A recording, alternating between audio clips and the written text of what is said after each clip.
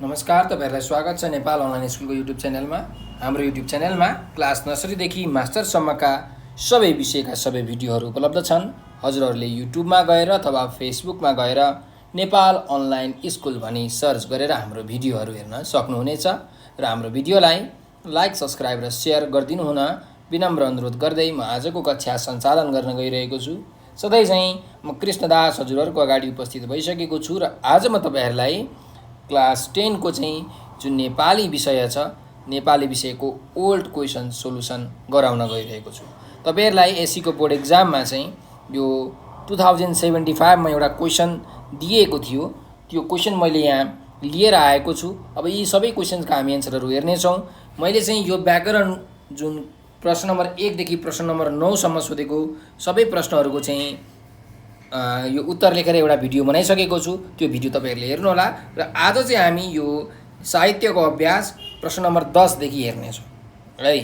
त हेरौं, हाम्रो प्रश्न नम्बर 10 मा के छ भन्दाखेरि दिएको गद्यांश राम्ररी पढी सोधिएका प्रश्नहरूको उत्तर दिनुहोस् भनेर भनेको छ। एउटा कुनै गद्यको चाहिँ यहाँ अंश दिएको छ, त्यही भएर यसलाई गद्यांश भनेको। गद्यांश भनेको चाहिँ गद्यको अंश। गद्य भनेको के भन्दाखेरि हामीले गाउन नसक्ने है, लय मिलाएर लयबद्ध तरिकाले गाउन नसक्नेलाई हामी गद्यांश भन्छौं। त्यो गद्यांशको यहाँ एउटा छोटो अंश दिएको छ 5 नम्बरमा। हेरौँ है त के छ। विश्व व्यापारीकरणमा नाफाको पछाडि दौडिने, शहरी जीवनमा व्यस्त, मेसिन र सूचना प्रविधिमा रमाउने भएपछि मानवीय सम्बन्धहरू कमजोर हुन्छन्। भौतिक वस्तुप्रतिको बढ्दो मोहसँगै अनि सुविधाभोगी सामानहरूको बढ्दो उत्पादनसँगै मानिस खाने पिउने, मोज मस्ती गर्ने अर्थात् भोगवादी बन्ने हुन्छ। नैतिक मूल्यमा ह्रास आउँछ। बेरोजगारी बढेपछि चोरी, डकैती, हत्या, हिंसा र अराजकता बढ्छ। यस्तो अवस्थामा हात हतियार हुनेहरू बलियाहरूको बोलवाला हुन्छ। स्थानीयकरणमा भने आफ्नो क्षमता अनुसार जोसुकैले सानो ठुलो काम पाउने अवस्था हुन्छ। सामुदायिक विकास हुन्छ, आत्मनिर्भरता बढ्छ। राष्ट्रिय स्वाभिमान, राष्ट्रिय गौरव र पुर्खाहरूको गौरवको संरक्षणमा सहयोग पुग्छ। परम्परागत मूल्य, मान्यता, स्थानीय सम्पदा, जैविक विविधता आदिको संरक्षण हुन्छ। गाउँ गाउँसम्म, टोल टोलसम्म चेतना पुग्छ भनेर यसरी एउटा यहाँ गद्यांश दिएको छ र हामीलाई यहाँ प्रश्नहरू दिएका छन् है। त हेर्नुस्, पहिलो प्रश्न के छ भने विश्व व्यापारीकरणका मुख्य विशेषता के हुन् भनेर हामीलाई यो प्रश्नले सोधेको छ। अब यो जुन एउटा गद्यांश छ, अनुच्छेद छ, यसबाट चाहिँ हामीले उत्तर खोजेर लेख्नु पर्ने छ है। अब यो विश्व व्यापारीकरणको मुख्य विशेषताहरू के हुन् भन्दाखेरि हेर्नुस्, नाफाको पछाडि दौडिने हैन, शहरी जीवनमा व्यस्त रहने, त्यस्तै गरिकन मेसिन र सूचना प्रविधिमा चाहिँ रमाउने, यी सबै के हुन् त विश्व व्यापारीकरणका चाहिँ यो विशेषताहरू हुन्। त्यस्तै भौतिक वस्तुप्रति मोह बढ्ने, चोरी, डकैती, हत्या, हिंसा हुने हैन, अराजकता बढ्ने, यो सबै विश्व व्यापारीकरणको विशेषता हुन्। त यही कुरा हामीले यहाँ लेख्नुपर्ने हुन्छ। त लेखौँ, पढ्नुस् है त। ल यतापट्टि जाउँ। प्रश्न नम्बर यो 10 को उत्तर 10 क नम्बरको प्रश्नको उत्तर लेखौँ है। त लेख्नुस्, नाफाको पछाडि दौडने, नाफाको पछाडि दौडिने,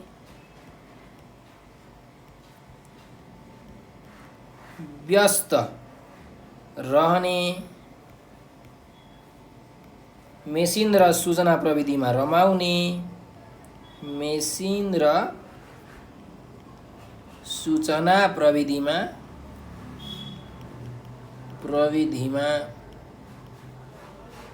रमाउने, त्यस्तै गरी भौतिक सुविधाप्रति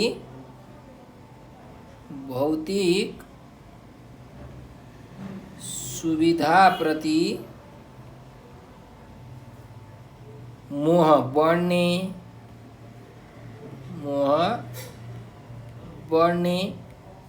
चोरी डकैती चोरी डकैती अराजकता अराजकता अराजकता बढ्ने यी चाहिँ के हुन् त विश्व व्यापारीकरणका विशेषताहरू हुन्। आदि विश्व व्यापारीकरणका विशेषताहरू हुन्। विश्व व्यापीकरण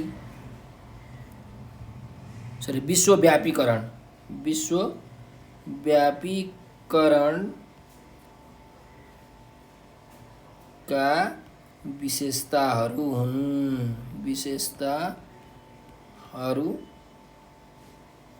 हुन्। यसो तपाईहरुले उत्तर लेख्नु होला है त। अब अर्को प्रश्नमा जाउँ। ख नम्बरको प्रश्न के छ भने यहाँ हेरौँ है त। किन विश्व व्यापीकरणलाई भन्दा स्थानीयकरणलाई राम्रो मानिन्छ भनेर भनेको छ। विश्व व्यापीकरणलाई भन्दा पनि स्थानीयकरणलाई हैन, विश्वलाई राम्रो बनाउनु भन्दा पनि हाम्रो आफ्नो स्थानीय वासस्थानलाई चाहिँ हैन, हामी जुन बस्ने ठाउँ छ त्यसलाई स्थानीय ठाउँ भनिन्छ, त्यसलाई चाहिँ राम्रो बनाउनु चाहिँ बेस्ट हो, राम्रो हो। किन भनेर हामीलाई प्रश्नमा सोधिएको छ है।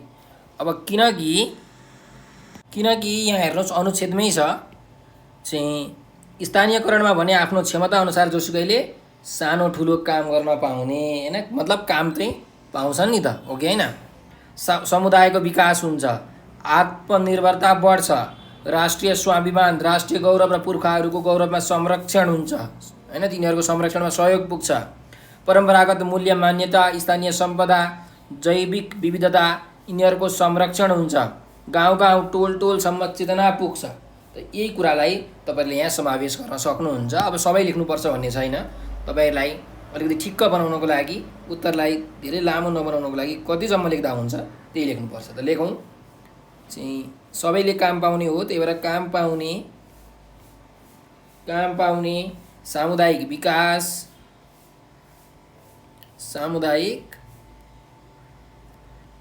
विकास त्यस्तै गरिकन आत्मनिर्भरता पनि बढ्छ। आत्मनिर्भरता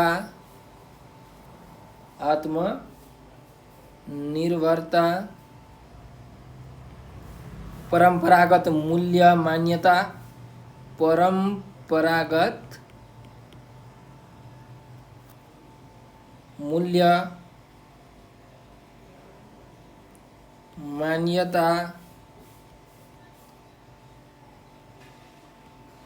स्थानीय सम्पदा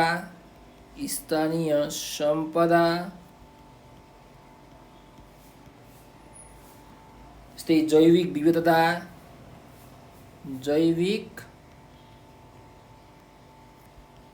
विविधता यी सबैको संरक्षण हुने भएकोले चाहिँ स्थानीयकरणलाई चाहिँ विश्वव्यापीकरण भन्दा राम्रो मानिन्छ है। लेख्नुस् आदिको संरक्षण हुने भएकाले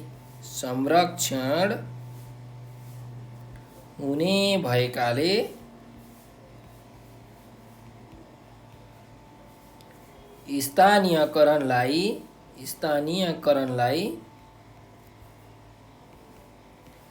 विश्वव्यापीकरण भन्दा राम्रो मानिन्छ है।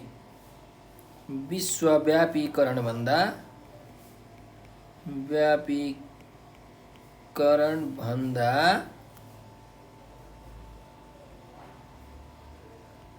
राम्रो मानिन्छ।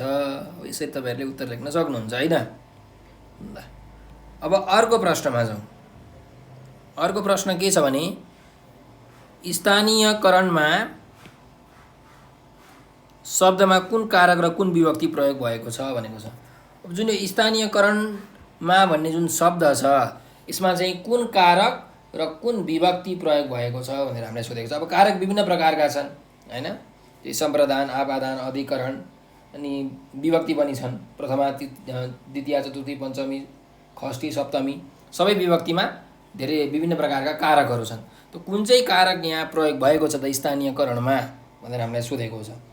सो यो मा भनेको कुन हो त सप्तमी विभक्ति हो र चाहिँ यसमा कुन कारक छ अधिकरण कारक छ है। यो अधिकरण कारक चाहिँ प्रायःजसो कहाँ र कहिले भन्ने प्रश्नको उत्तरमा आउँछ है। कुनै पनि कार्य व्यापारको चाहिँ स्थानीय आधारलाई बुझाउने जुन नामको पदहरू हुन्छ त्यसलाई हामी अधिकरण कारक भनेर भन्छौँ। त कहाँ भन्दा स्थानीयकरणमा हो। त्यही भएर यो स्थानीयकरणमा भन्ने जुन शब्द छ यसमा कुन कारक छ त अधिकरण कारक छ र मा भन्ने जुन विभक्ति हो त्यो भनेको सप्तमी विभक्ति हो। तपाईँले लेख्न सक्नुहुन्छ ग नम्बरमा कि यो अधिकरणमा भन्ने शब्दमा कुन छ अरे अधिकरण स्थानीयकरण भन्ने शब्दमा चाहिँ यो अधिकरण कारक छ। त अधिकरण कारक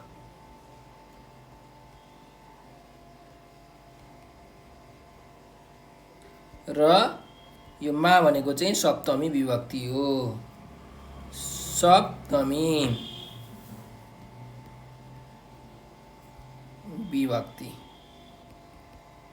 ल यसरी तपाईँहरूले लेख्न सक्नुहुन्छ है त। अर्को प्रश्नमा जाउँ।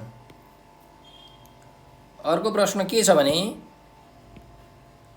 घ नम्बरमा छ हेर्नुहोस् त। यहाँ यी अनुच्छेदमा प्रयोग भएको बेरोजगारी बढेपछि चोरी डकैती हत्या हिंसा अराजकता बढ्छ भन्ने वाक्यलाई मिश्र वाक्यमा परिवर्तन गर्नुहोस् भनेर भनेको छ। अब जुन यो वाक्य छ यसलाई चाहिँ मिश्र वाक्यमा के हुन्छ भन्दाखेरि जब तब जहाँ त्यहाँ यस्तो खालके चाहिँ शब्दहरूको प्रयोग हुन्छ, पदावलीहरूको प्रयोग हुन्छ। त यसमा के लेख्न सकिन्छ भन्दाखेरि जब बेरोजगारी बढ्छ तब चोरी डकैती हत्या हिंसा अराजकता पनि बढ्छ, यसरी लेख्न सकिन्छ। त लेखौँ घ नम्बरमा जब बेरोजगारी बढ्छ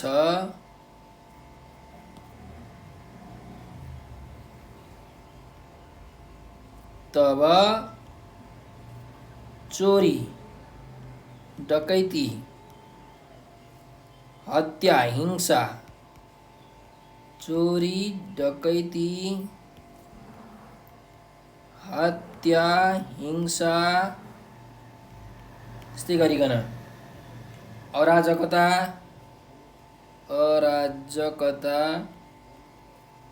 पनि बढ्छ, यसरी हामीले उत्तर लेख्न सक्छौँ है त। अब अर्को प्रश्नमा जाउँ। अर्को प्रश्न के छ भने यहाँ हेरौँ। नाफाको विपरीतार्थी शब्द लेखी त्यस शब्दलाई वाक्यमा प्रयोग गर्नुहोस् भनेर भनेको छ। अब नाफाको विपरीतार्थी शब्द भनेको के हो त? उल्टो अर्थ आउने शब्द नोक्सान हैन।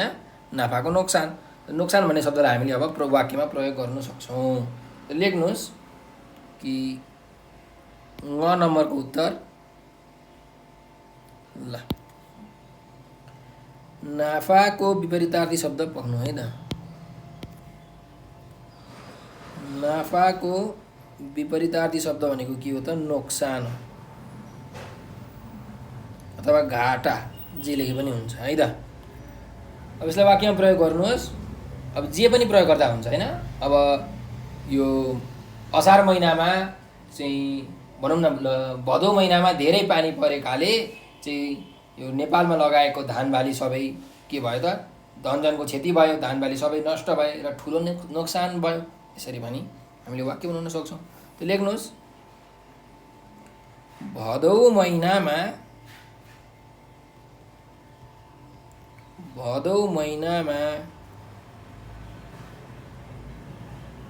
तराई क्षेत्रमा आएको भारी वर्षाले चाहिँ धनजनको ठुलो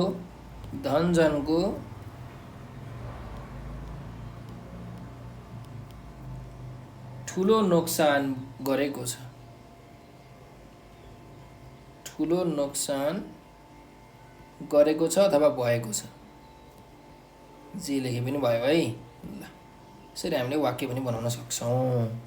र यो 10 नम्बरको प्रश्न सकियो। अब 11 नम्बरमा जाउँ। 11 नम्बरको प्रश्नमा के छ भने तलको गद्यांश पढी सोधिएका प्रश्नको उत्तर लेख्नुहोस् भनेको छ। यहाँ पनि एउटा गद्यांश दिएको छ। अनि यहाँ तल हामीलाई प्रश्नहरू छन् 5 वटा। यी प्रश्नहरूको चाहिँ उत्तर लेख्नुपर्ने छ। त लेखौँ, पढौँ है। पहिला सुरुमा भाइटिकामा दिदीबहिनीले दाजुभाइलाई टिका लगाइदिने र आशीर्वाद दिने जुन परम्परा छ त्यो पनि पूर्णतः लोकविश्वासमा आधारित देखिन्छ। त्यो आशीर्वाद मूलतः शत्रु विनाशसँग सम्बन्धित छ। तिहारमा दिदीबहिनीले दाजुभाइलाई टिका लगाइदिएर आशीर्वाद दिएपछि दाजुभाइका सम्पूर्ण शत्रुहरूको विनाश हुने कुरामा विश्वास गरिन्छ।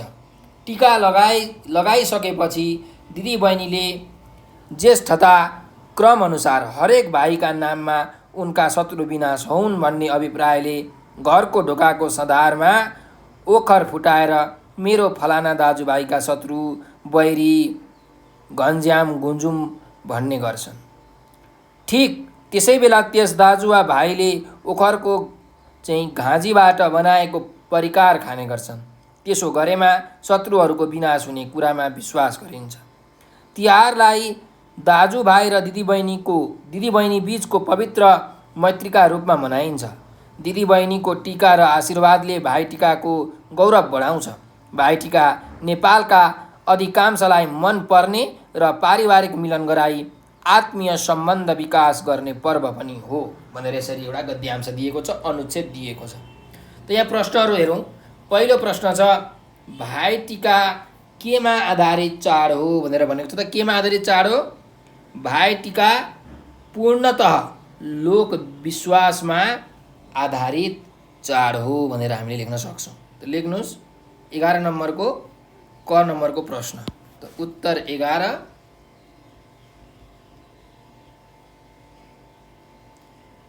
क नम्बरको लेखौँ कि भाइटिका केमा आधारित चाड हो? त भाइटिका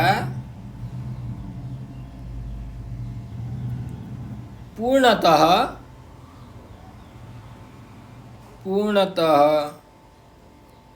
लोक विश्वासमा आधारित चाड हो। लोक विश्वासमा आधारित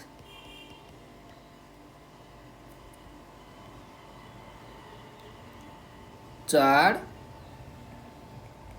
हो। ल यसरी लेख्न सक्नुहुन्छ। अर्को प्रश्नमा जाउँ। अर्को प्रश्न के छ हेर्नुहोस्। दाजुभाइका शत्रु कसरी विनाश हुन्छन् भनेर हामीलाई सोधिएको छ। त दाजुभाइका शत्रुहरू कसरी भन्दा दिदीबहिनीले टिका लगाइदिएर आशीर्वाद दिँदै चाहिँ शत्रुहरू नाश होउन् भनेपछि चाहिँ यो दाजुभाइका शत्रु विनाश हुन्छन्। हो कि होइन? लेख्न सक्नुहुन्छ तपाईँहरूले। छ यसको उत्तर हेर्नुहोस् कि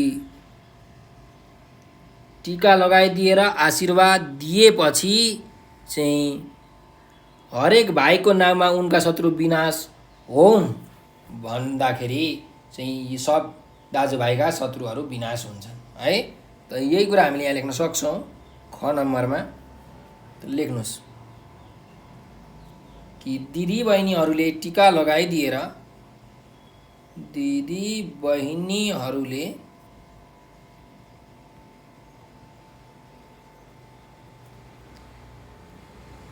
टिका लगाइदिएर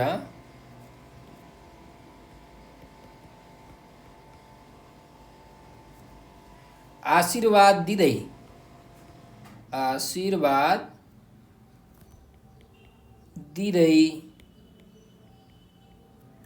शत्रु नाश होउन्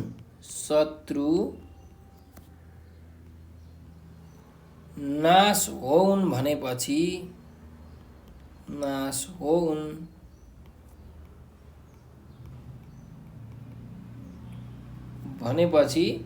दाजुभाइका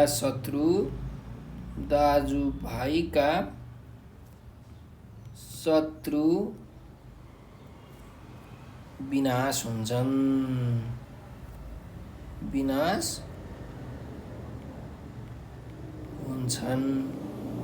यसरी हामीले उत्तर लेख्न सक्छौँ। अर्को प्रश्नमा जाउँ।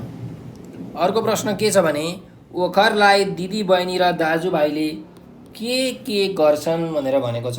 त ओखरलाई दिदीबहिनीले चाहिँ के गर्छन् त घरको ढोकाको सधारमा हेर्नुहोस् यहीँ घरको ढोकाको सधारमा चाहिँ फुटाउँछन् ओखरलाई है दिदीले, र दाजुभाइले चाहिँ के गर्छन् त त्यो ओखरबाट ओखरको जुन घाँजी हुन्छ त्योबाट बनाइएको परिकारहरू खान्छन् हो।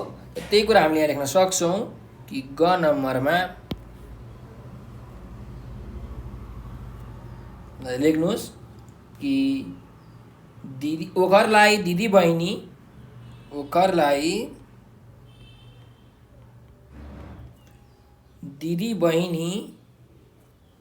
भाइटिकाको समयमा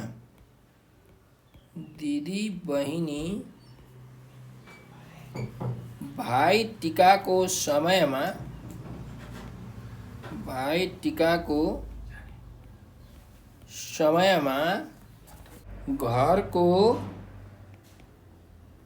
ढोकाको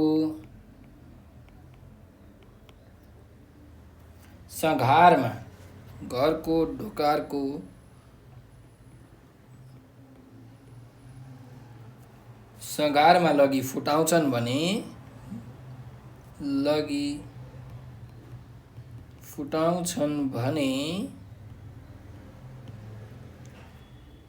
दाजुभाइले ओखरको घाँजीबाट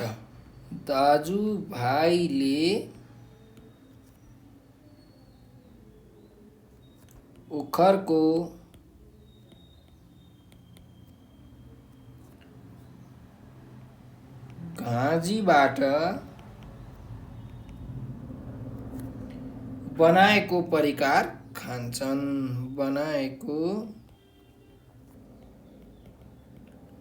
परिकार खान्छन्। ओखरलाई दिदीबहिनी भाइटिकाको समयमा घरको ढोकाको सदारमा लगी फुटाउँछन् भने दाजुभाइले ओखरको घाँजीबाट बनाएको परिकार खान्छन्। त यसरी हामीले उत्तर लेख्न सक्छौँ। अर्को प्रश्नमा जाउँ। केले भाइटिकाको गौरव बढाउँछ भनेर हामीलाई सोधेको छ। त्यो केले बढाउँछ त दिदीबहिनीले दाजुभाइलाई लगाइदिने टिका र आशीर्वादले चाहिँ भाइटिकाको गौरव बढाउँछ। तपाईँले यहाँ लेख्न सक्नुहुन्छ दिदीबहिनीको टिका र आशीर्वादले भाइटिकाको गौरव बढाउँछ है। त यही कुरा तपाईँले यहाँ लेख्न सक्नुहुन्छ कि दिदीबहिनीले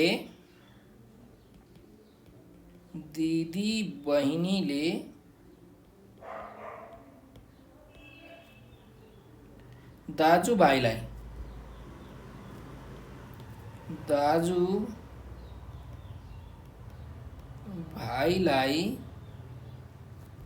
लगाइदिने टिका र आशीर्वादले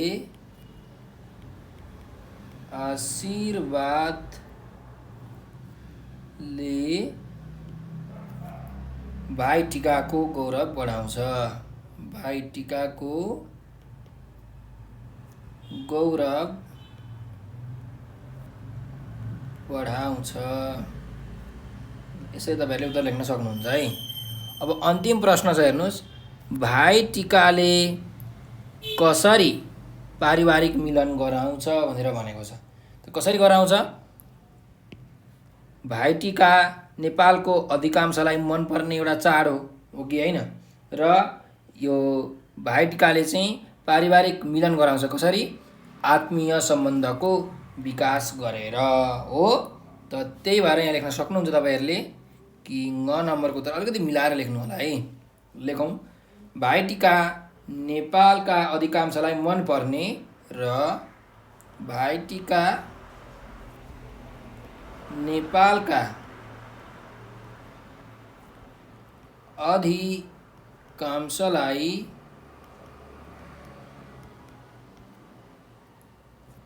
मनपर्ने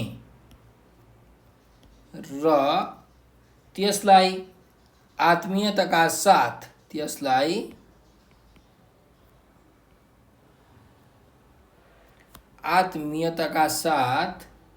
मनाउने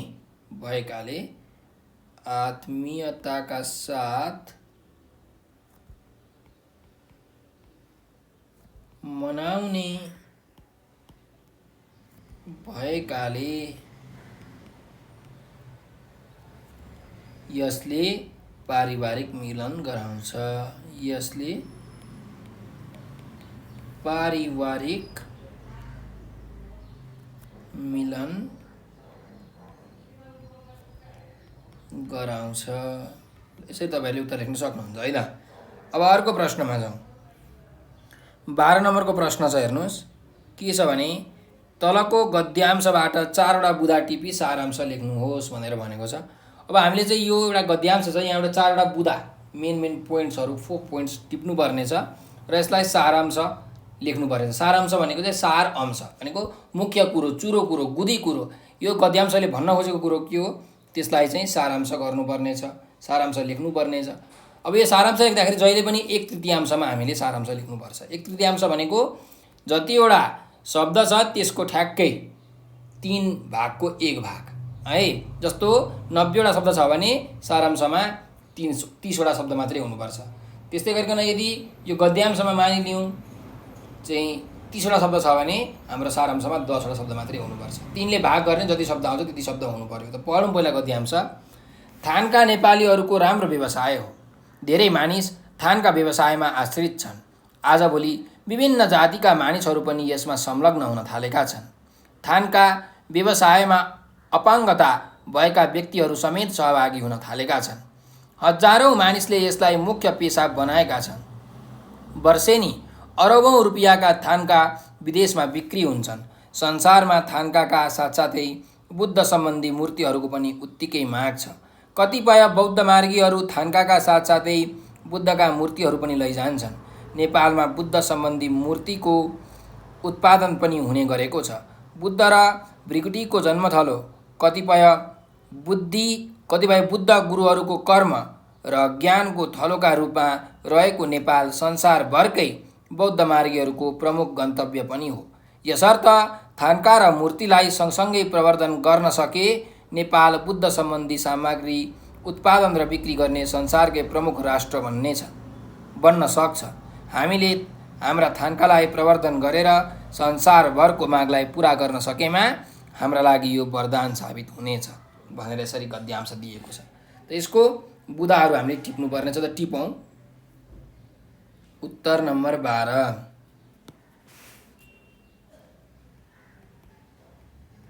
उत्तर 12। ल पहिला बुँदाहरू।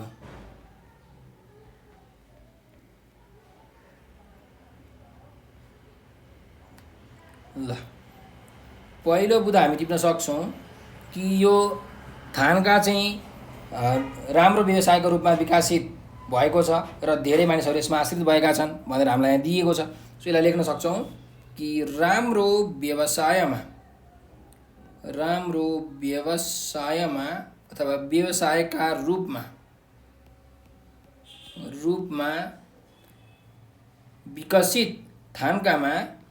विकसित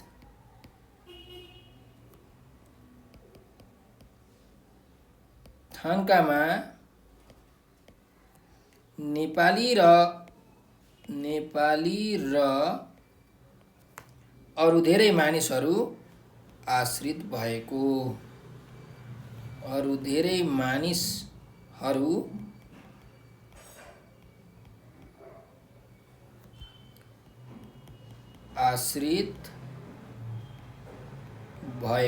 यो वाक्य नटुङ्ग्याउनु होला है। यसरी नै भएको, गरेको, फाइदा हुने, गर्ने यसरी लेख्नुपर्छ बुँदा लेख्दाखेरि।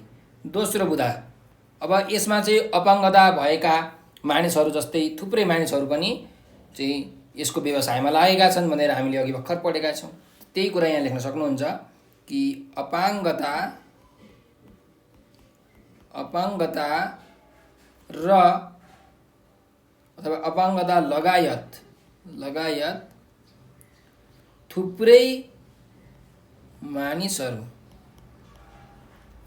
मानिसहरू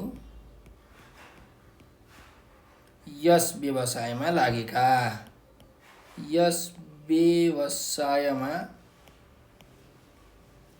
लागेका। त्यस्तै गरिकन अर्को बुँदा टिपौँ। अर्को बुँदा भनेको के हो त भन्दाखेरि यो थानका र बुद्ध मूर्तिहरू चाहिँ बौद्ध धर्मावलम्बीहरूले लैजाने गरेका छन् हो कि होइन, त्यो पनि यहाँ गद्यांशमा लेखिएको छ।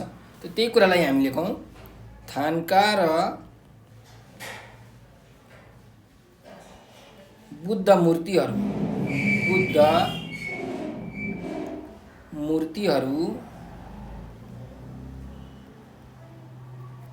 पनि बौद्ध धर्मावलम्बीहरूले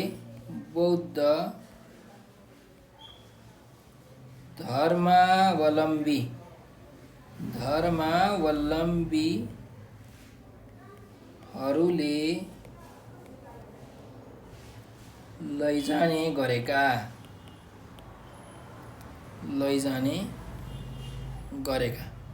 यो तेस्रो बुधा भयो। र अन्तिम बुधा हामीले के लेख्न सक्छौँ भन्दाखेरि यो थान्काको र मूर्तिको चाहिँ हामीले संरक्षण गऱ्यौँ, प्रवर्धन गऱ्यौँ भने चाहिँ नेपाललाई धेरै फाइदा हुन सक्छ भन्ने कुरा हामीले यहाँ पढेका छौँ। त यहाँ लेख्नुहोस् कि थान्का र मूर्तिको प्रवर्धन गरी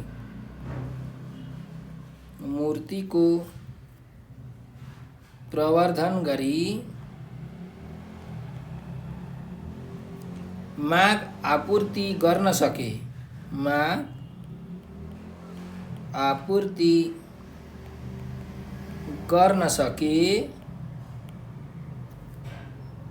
नेपाललाई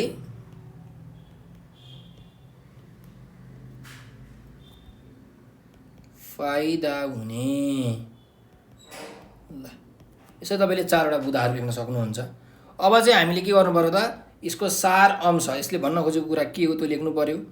त लेखौँ सारांश लेख्दाखेरि एउटा चाहिँ हामीले यसको टपिक दिनुपर्ने हुन्छ। त के टपिक दिने भन्दाखेरि हेर्नुहोस् थान्काको व्यावसायिक महत्त्व है। त लेख्नुहोस् थान्काको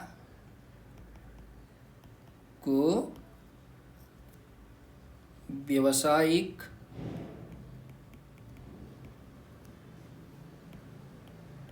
महत्त्व भनेर यसरी एउटा शीर्षक टपिक तपाईँले दिन सक्नुहुन्छ। अब तपाईँहरूले चाहिँ यहाँ सारांश लेख्नु पर्यो। त यही जुन बुधा छ तपाईँले टिपेको यही बुधामा केन्द्रित भएर तपाईँले यसको सारांश लेख्न सक्नुहुन्छ। है म भन्छु तपाईँहरू सुन्नु होला है त कि यसरी लेख्न सकिन्छ। आज राम्रो व्यवसायका रूपमा विकसित थान्का व्यवसायमा नेपाली र अरू थुप्रै मानिसहरू आश्रित हुँदै आएका छन्। आज अपङ्गता लगायत अरू थुप्रै मानिसले यस व्यवसायलाई अँगालेको हुनाले बौद्ध धर्मावलम्बीहरूले थान्का र बौद्ध मूर्तिहरू विदेश लैजान थालेका हुन्। त्यसैले थान्का र मूर्तिको प्रवर्धन गरी बढ्दो माग आपूर्ति गर्न सके नेपाललाई धेरै फाइदा पुग्ने देखिन्छ भनेर यसरी छोटो चाहिँ वाक्य बनाएर छोटो अनुच्छेद बनाएर तपाईँले सारांश लेख्न सक्नुहुन्छ है। ल यो तपाईँले गर्नु होला है त। फेरि तपाईँले यो भिडियोलाई दोहोऱ्याएर सुनेर लेख्न सक्नुहुन्छ। अब हामी जाउँ अर्को प्रश्नमा। प्रश्न नम्बर 13 छ। अब हेर्नुहोस् तल कुनै एक प्रश्नको उत्तर लेख्नुहोस् भनेर भनेको छ। यहाँ चाहिँ क नम्बरमा एउटा जीवनी लेख्नुपर्ने छ एउटा शीर्षक दिएर र ख नम्बरमा चाहिँ एउटा चिठी लेख्नुपर्ने छ। त तपाईँले दुईटा मध्ये कुनै एउटा प्रश्नको उत्तर लेख्न सक्नुहुन्छ। यहाँ 4 नम्बरको यो प्रश्न हो। त सुरुमा हेरौँ यो जीवनीमा चाहिँ यहाँ हामीलाई मान्छेको नाम कसको जीवनी लेखिएको नाम दिएको छ पारिजात भनेर। वास्तविक नाम विष्णुकुमारी वाइबा। जन्ममिति विक्रम सम्वत 1994। जन्मस्थान दार्जिलिङ। पिता केएन वाइबा, माता अमृता मोक्तान। त्यस्तै उनका पारिजातका प्रमुख कृतिहरू छन्। पारिजातले पाएका सम्मान र पुरस्कारहरू छन्। पारिजातको प्रमुख साहित्यिक विशेषताहरू यहाँ हामीलाई दिएको छ। त यही कुरामा हामीले केन्द्रित भएर एउटा जीवनी मजाले लेख्न सक्छौँ। सुन्नुहोस् म तपाईँलाई यो जीवनी सुनाउँछु। यसरी लेख्न सक्छौँ कि विक्रम सम्वत 1994 भारतको दार्जिलिङमा जन्मिएकी साहित्यकार पारिजातको वास्तविक नाम विष्णुकुमारी वाइबा हो।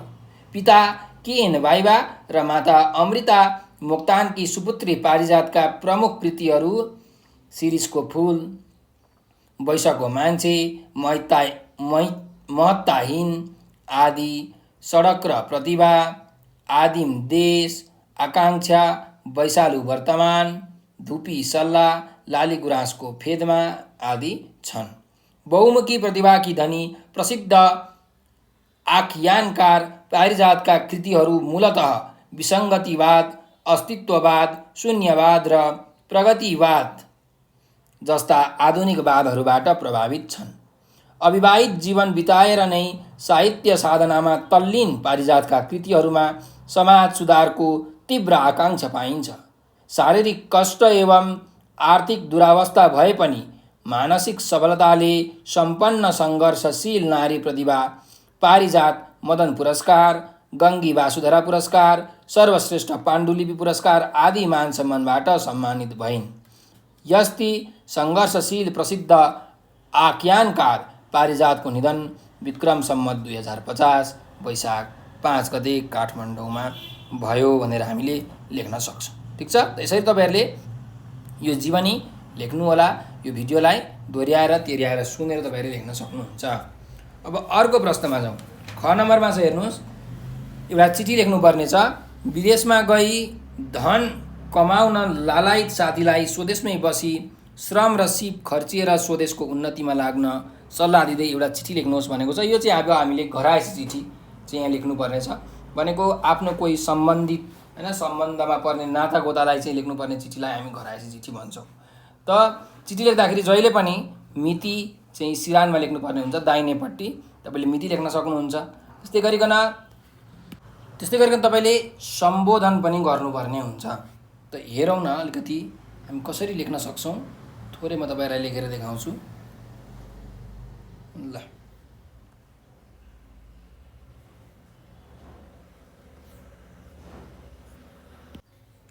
यसरी चाहिँ यो प्रश्न नम्बर के थियो त, कति नम्बरको प्रश्न थियो? 14 नम्बरको प्रश्न, 13 को ख थियो है। उत्तर 13 को ख। ल, पहिला यहाँ मिति लेख्नुहोस्। मिति अब तपाईँले कहिले चिठी लेख्नु भएको त? ल, मैले लेखेँ 2070 साल चाहिँ 11 महिना 12 गते। अब सम्बोधन गर्नु पर्यो। तपाईँको साथीलाई चिठी लेख्दै हुनुहुन्छ तपाईँहरूले, त्यही भएर अब प्रिय साथी, प्रिय मित्र, मित्रवर, स्नेही मित्र यसरी लेख्न सक्नुहुन्छ। त स्नेही मित्र, एउटा नाम लेख्नुहोस्। ल, नाम लेखेँ खेमराज। स्नेही मित्र खेमराज। अनि तपाईँले अब अभिवादन अथवा शिष्टाचार लेख्नुपर्ने हुन्छ। भन्नुको मतलब अब आफ्नो साथीलाई के लेख्नुहुन्छ त भन्दा सुमधुर सम्झना अथवा नमस्कार, सादर नमस्कार, मिठो सम्झना, यसरी तपाईँले अभिवादन लेख्नुपर्ने हुन्छ। त लेख्नुहोस् कि सुमधुर सम्झना, सुमधुर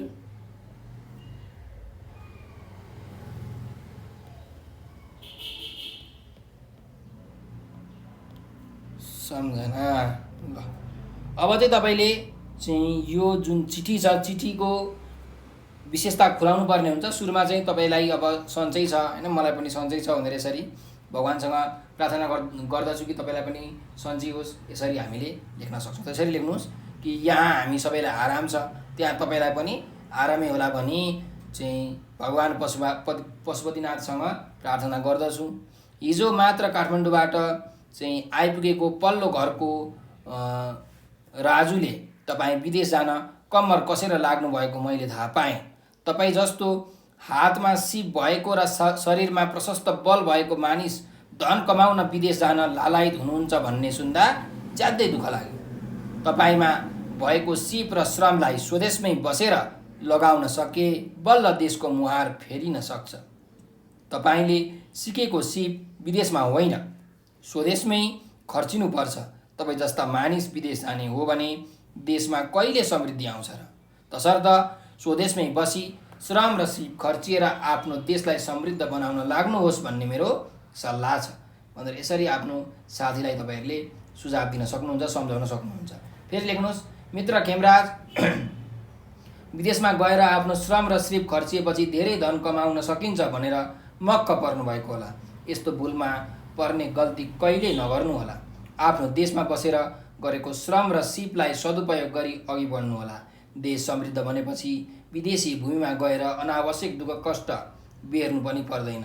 त्यसैले मेरो सल्लाह मानी स्वदेशमै बसेर काम गर्नतिर लाग्नुहोस् भन्ने आग्रह गर्दै आजलाई यतिमै कलम बन्द गर्दछु भनेर यसरी एउटा चिठी लेख्नुहोस्। र अन्त्यमा तपाईँले सम्बन्ध ज्ञापन गर्नुपर्ने हुन्छ। अब यहाँ तपाईँले कुराहरू लेख्नुहुन्छ, लेखिसकेपछि अनि अन्तिममा सम्बन्ध ज्ञापन तपाईँको के सम्बन्ध हो त, तपाईँले जसलाई चिठी लेख्नु भएको छ उसँग के सम्बन्ध हो भन्दा तपाईँ साथी हो। त्यही भएर यहाँ उही तपाईँको प्यारो साथी अथवा हितैषी मित्र, तपाईँको शुभचिन्तक, तिम्रो आत्मीय मित्र, जे पनि लेख्न सक्नुहुन्छ है। लेखौँ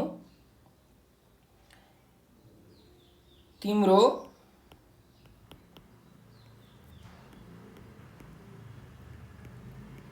आत्मीय मित्रको नाम लेख्नुहोस्, आफ्नो नाम नवीन भट्टराई, यसरी तपाईँहरूले लेख्न सक्नुहुन्छ है त।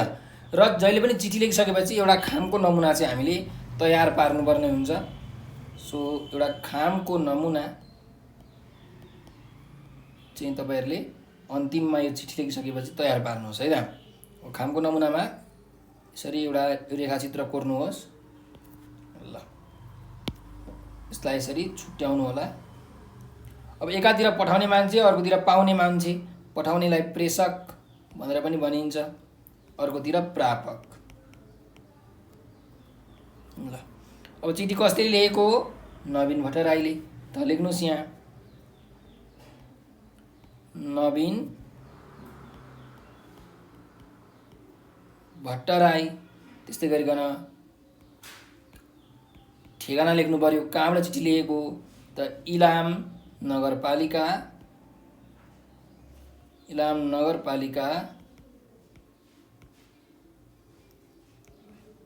18 चाहिँ लक्ष्मी टोल,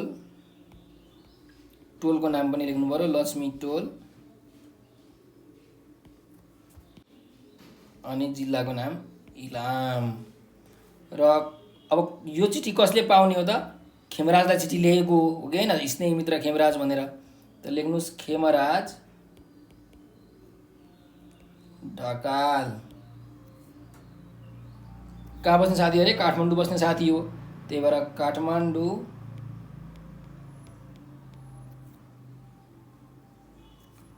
महानगरपालिका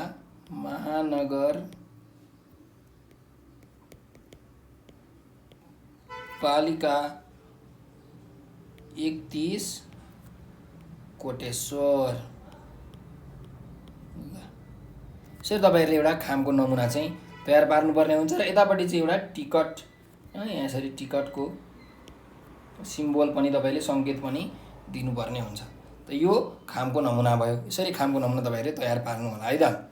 अब अर्को प्रश्नमा जाउँ। हाम्रो अर्को प्रश्न के छ भने हेरौँ है त। ल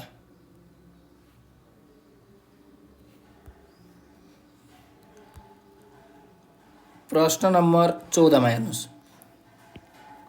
कुनै एक उदाहरणको सप्रसङ्ग व्याख्या गर्नुहोस् भनेर भनेको छ। अब यहाँ हामीलाई उदाहरणहरू दिएको छ, हामीले प्रसङ्गसहित कुन चाहिँ कक्षाको कुन किताबको होइन चाहिँ यो कुन पाठबाट लिएको हो र कति बेला यो कुरा निस्केको थियो त्यो प्रसङ्गसहित व्याख्या गर्नुपर्ने छ, विश्लेषण गर्नुपर्ने छ। त हेरौँ क नम्बरमा छ आफ्नो जीवनकालमा दुनियाँको हित हुने काम गर्न सक्नु जीवनको सार्थकता हो भनेर यहाँ एउटा चाहिँ वाक्य दिएको छ। अब यसलाई हामीले प्रसङ्गसहित व्याख्या गर्नु पर्यो है। अब यो जुन यहाँ भनाइ लेखिएको छ, वाक्य लेखिएको छ, यो चाहिँ हाम्रो कक्षा 10 को यो क्लारा जेटकिन भन्ने एउटा जुन क्लारा जेटकिनको जीवनी छ त्योबाट चाहिँ लिएको हो है। त्यसरी लेख्नुहोस् कि माथि दिएको सारगर्भित एवं भावपूर्ण अभिव्यक्ति विश्व प्रसिद्ध समाजवादी तथा नारीवादी व्यक्तित्व क्लारा जेटकिन शीर्षकको जीवनीबाट साभार गरिएको हो र यसका लेखक तथा सम्पादक डाक्टर सुधा त्रिपाठीको समूह हो। क्लारा जेटकिन समाजवादी विचारधारालाई आत्मसात गरी नारी हक हितका निमित्त सक्रिय भएर लागि पर्ने योद्धा हुन्। उनी महिला अधिकारवादी भएका नाताले उनले महिलामाथि हुने गरेको विभेद हटाउन आजीवन लागिन्। यसरी महान व्यक्तित्व क्लाराको दुःखद निधन र उनले गरेको सार्थक कामको उल्लेख गर्ने क्रममा माथिको भनाइ आएको हो भनेर यसरी तपाईहरुले प्रसङ्ग लेख्न सक्नुहुन्छ। अब यसलाई अझै व्याख्या गर्नुहोस् कि क्लारा जेटिकन विश्वकी एक होनहार महिला थिइन्। आजीवन सङ्घर्ष गरेर बिताएकी क्लाराले आफ्नो जीवनलाई सार्थक बनाएकी थिइन्। उनले आफ्नो जीवनकालमा दुनियाँको हित हुने काम गरे। उनी उत्पीडित नारीहरूको हक, हित र अधिकारका लागि लडिन्। मताधिकारबाट वञ्चित पुरुष अनुमति बिना घरबाट बाहिर निस्कन नपाउने विभेदकारी प्रणालीका विरुद्ध सङ्घर्ष गरिन्। सम्पत्तिमाथि महिलाहरूको अधिकार नभएको बेला र पार्टीभित्र महिलाहरूको संलग्नता प्रतिबन्धित भएको अवस्थामा पनि उनी महिलाहरूकै पक्षमा लडिरहिन्। श्रमिक महिलाहरूमाथि घर र कारखानामा हुने गरेका अनेकौं विभेदका विरुद्ध उनले संस्थागत रूपमा काम गरिन्। उनले राजनीतिमा समेत सक्रिय हुँदै महिलाहरूलाई सङ्गठित गरिन्। अन्तर्राष्ट्रिय महिला आन्दोलनकी एक अगुवा क्लाराकै सक्रियतामा हरेक वर्ष मार्च 8 का दिन अन्तर्राष्ट्रिय महिला दिवस मनाउने कामको सुरुवात समेत गरिन्। यसरी क्लारा जेटिकन जीवनभर उत्पीडित नारीहरूका पक्षमा लाग्ने अगुवा व्यक्तित्व हुन्। उनले आजीवन दुनियाँको हित हुने काममा आफूलाई समर्पित गरिन् र आफ्नो जीवनलाई सार्थक तुल्याइन्। जहाँ मानिस स्वार्थको पछि नलागी परहितमा आफ्नो जीवन समर्पित गर्छ, त्यसैको जीवन सार्थक र सफल हुने गर्छ। परहितमा सारा जीवन खर्चिने क्लाराको जीवन सार्थक बनेको छ भन्ने कुरालाई आकर्षक भाषा शैलीमा यहाँ प्रस्तुत गरिएको छ भनेर यसरी तपाईहरुले व्याख्या विश्लेषण गर्न सक्नुहुन्छ है। अब हामी अर्को प्रश्नमा जाउँ। अर्को प्रश्न के छ भने हेरौँ है त।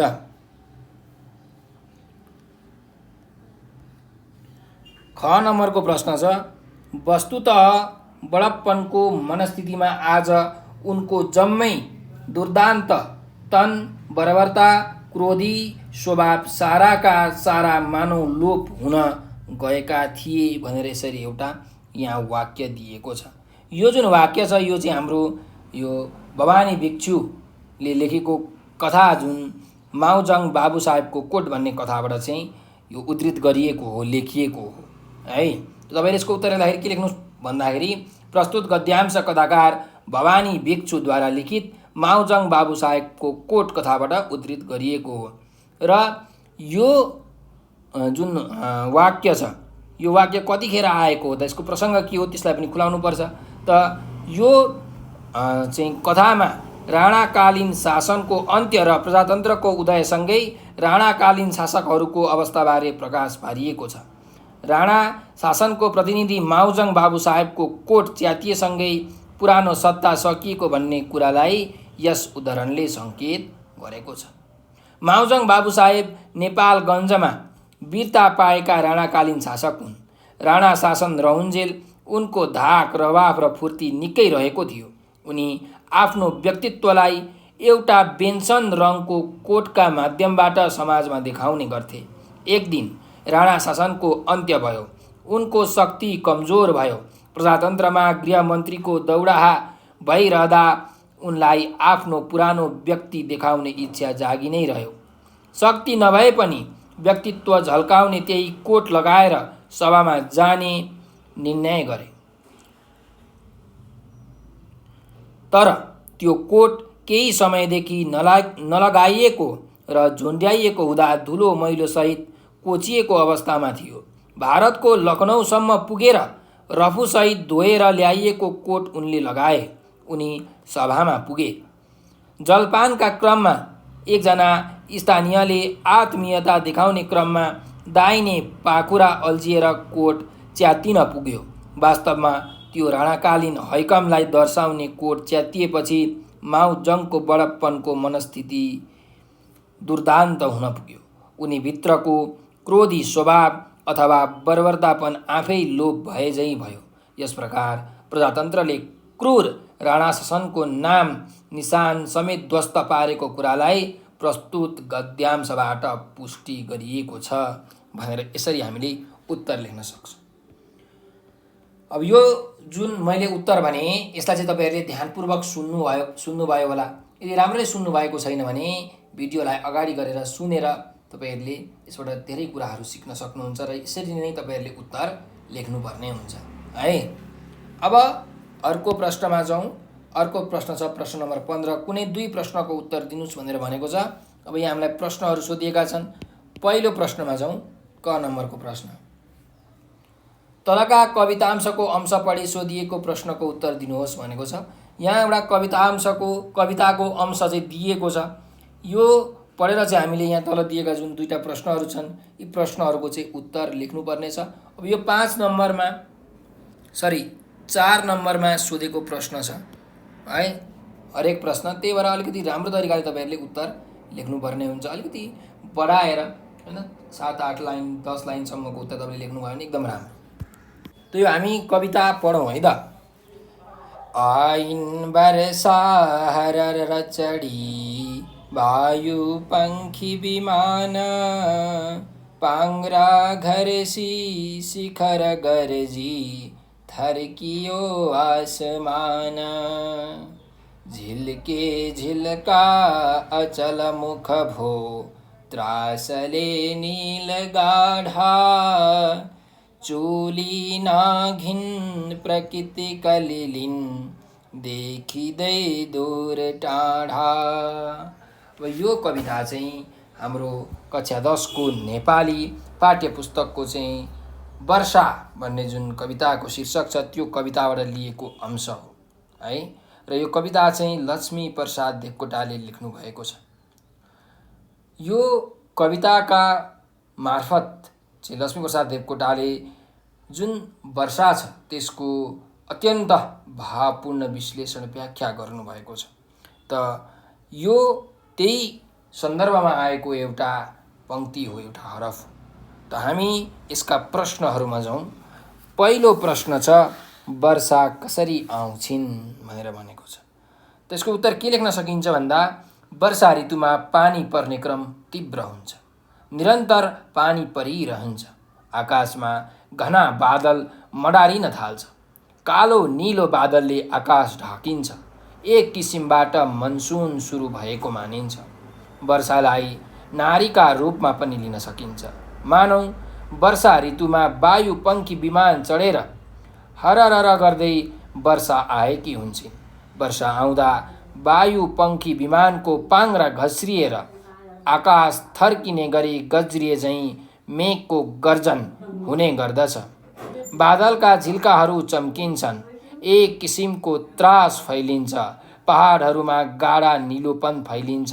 प्रकृतिमा कलिलोपन जस्तै देखिन थाल्दछ। टाढा टाढासम्म हरियाली फैले झैं लाग्दछ।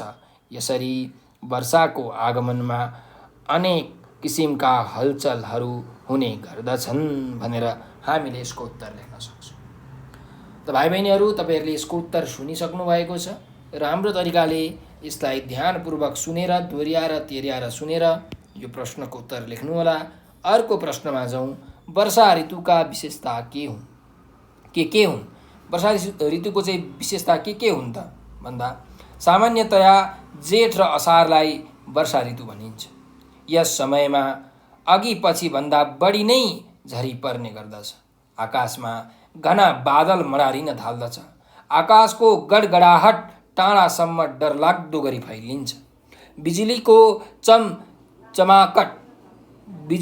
चमचमाटह बारम्बार फैलिरहन्छ। बिजुली चम्किनु सामान्य जस्तै मानिन्छ। त्रासको वातावरण पनि सिर्जना हुन सक्दछ। यस ऋतुमा निरन्तर घनघोर पानी परिरहने क्रम रोकिँदैन। हरियालीको प्रभाव पर्न थाल्छ। रुखपातहरू फैलन थाल्दछन्। टाढा टाढासम्म पहाडका चुचुराहरू पार गरे झैं हरियालीको दृश्य देख्न पाइन्छ। यस प्रकार वर्षा ऋतुमा हरियालीपन, झरी र मेघको गर्जन प्रक्रिया भइरहन्छ। यिनै वर्षा ऋतुका प्रमुख विशेषताहरू हुन् भनेर यसरी तपाईहरुले उत्तर लेख्न सक्नुहुन्छ। अब हामी अर्को प्रश्नमा जाउँ। तलका जीवनीको अंश पढी सोधिएका प्रश्नको उत्तर दिनुहोस् भनेर हामीलाई एउटा प्रश्न छ ख नम्बरमा। 15 को खमा छ है। त यहाँ एउटा जीवनीको एउटा छोटो अंश रहेछ। यो सन्दुक रोहितको जीवनीको यहाँ अंश दिएको छ, यो पढौँ र तलका प्रश्नहरूको उत्तर लेखौँ। नेपालमा बसेर केही गर्न सकिँदैन भन्ने सङ्कीर्ण सोचाइ बोकेर विदेश पलायन हुनेहरूका निम्ति रोहित आदर्श दृष्टान्त बनेका छन्। सादा जीवन र उच्च व्यवहारमा विश्वास राख्ने रोहित निस्वार्थ रूपले मानव सेवामा समर्पित छन्। धैर्य, साहस, दृढ इच्छा शक्ति र सङ्घर्षले नै मानिस जीवनमा सफल हुन सक्छ भन्ने प्रेरणा उनको जीवनीबाट पाउन सकिन्छ भनेर यसरी सन्दुक रोहितको जीवनीको अंश दिएको छ। र हामीलाई यहाँ पहिलो प्रश्न छ, रोहितको जीवनीबाट कस्तो प्रेरणा पाइन्छ? त यसको उत्तर तपाईँले अलिकति लम्ब्याएर लामो तरिकाले लेख्नुपर्ने हुन्छ। तपाईँहरूलाई चाहिँ एउटा जीवनीको छोटो अंश मात्रै दिएको छ, तर तपाईँले जुन पाठमा पढ्नुभएको छ ती सबै कुराहरूलाई समावेश गरेर उत्तर लेख्नुपर्ने हुन्छ। सो हामी यस प्रश्नको उत्तर कसरी लेख्न सक्छौँ भन्दा यसरी सुरु गर्नुहोस् कि सन्दुक रोहित आँखा सम्बन्धी उपचार गर्ने नामुद डाक्टर हुन्। उनले रोइटेक्टोमी भन्ने आँखाको उपचार गर्ने प्रविधि पत्ता लगाए। उनी आफ्नो काम र अनुसन्धानका कारण विश्वभर चर्चित रहेका छन्। यस्ता महान व्यक्तित्व नेपालमा बसेर केही गर्न सकिँदैन भन्नेहरूका लागि प्रेरणाका स्रोत बनेका छन्। उनको जीवनीबाट राम्रो काम गर्न र नाम कमाउन विदेश पलायन हुनु पर्दैन, स्वदेशमै बसेर पनि नाम र दाम कमाउन सकिन्छ भन्ने चाहिँ प्रेरणा पाउन सकिन्छ। यस्तै मानिसले सादा जीवन बाँच्ने र उच्च विचार लिने काम गर्नुपर्छ तथा मानव सेवामा समर्पित हुँदै जीवनलाई सार्थक बनाउनुपर्छ भन्ने प्रेरणा पनि उनको जीवनीबाट पाउन सकिन्छ। धैर्य, साहस, दृढ इच्छा शक्ति र सङ्घर्षले नै जीवनमा सफलता हासिल गर्न सकिन्छ भन्ने प्रेरणा पनि रोहितको जीवनीबाट पाइन्छ भनेर यसरी हामीले उत्तर लेख्न सक्छौँ। अब अर्को प्रश्नमा जाउँ भाइ बहिनीहरू। सन्दुक रोहितले कस्ता कुराको साहस गरे? त आँखा उपचार सम्बन्धी नयाँ प्रविधि पत्ता लगाएर विश्वभर चर्चाको शिखरमा पुगेका सन्दुक रोहितका जीवनमा अनेकौँ समस्याहरू आए। घर छोडी टाढा गएर पर्दा भोगेका दुःख कष्ट मात्र होइन, नेपालका दुर्गम ठाउँमा गई रोगीको उपचार तथा अनुसन्धान गर्दा उनले ठुलो साहस गरे। उनीभित्र धैर्य र दृढ इच्छा शक्ति मात्र होइन, सफलता हासिल गर्न सङ्घर्ष गर्नुपर्छ भन्ने भावना पनि त्यत्तिकै प्रबल थियो। फलस्वरूप उनले नेपालमै बसेर अनेकौँ खोज अनुसन्धान गरे। व्यक्तिगत र संस्थागत रूपबाट आँखा उपचार सम्बन्धी प्रविधिको विकास गरी निरन्तर रोगीहरूको सेवा गरे। यस्ता कैयौँ साहस गरेर उनले जीवनमा सफलता हात पारे। एउटा सफल डाक्टर हुन गर्नुपर्ने अनेकौँ साहस सन्दुक रोहितले गरे भनेर हामीले यसको उत्तर लेख्न सक्छौँ। त भाइ बहिनीहरू, अब हामी अर्को प्रश्नमा जाउँ। तलको कथाको अंश पढी सोधिएका प्रश्नका उत्तर दिनुहोस् भनेको छ। यहाँ एउटा कथाको चाहिँ अंश हामीलाई दिएको छ, कथाको केही भाग दिएको छ, यो पढौँ र यसका प्रश्न उत्तर हामी गरौँ। लाल खटियामा थचक्क बस्यो। आमाले उसको ब्रस जस्तो सुक्खा कपालमा सुमसिमाउँदै लामो सास फेर्दै भनिन्, नरोबा के लाग्छ त, हामी गरिब। लालको रुवाई बन्द भइसकेको थियो। बिस्तारै भन्यो, हामी गरिब कहाँ लक्ष्मीको सवारी हुन्न। यो अंश हाम्रो कक्षा 10 को चाहिँ नेपाली पाठ्यपुस्तकको लक्ष्मी पूजा भन्ने शीर्षकको कथाबाट लिएको। यस कथाका कथाकार चाहिँ गोविन्द बहादुर मल्ल अर्थात् गोठाले हुन् र यस कथामा चाहिँ गोविन्द बहादुर मल्लले दुईजना मुख्य पात्र आमा र छोरोको चाहिँ विषयमा, उनीहरूको घरमा चाहिँ लक्ष्मी पूजा नहुने जुन स्थिति छ त्यसलाई बडो चाहिँ सुन्दरतापूर्वक ढङ्गले यहाँ प्रस्तुत गरेका छन्। त भाइ बहिनीहरू, अब हामी यसको प्रश्नमा हेरौँ।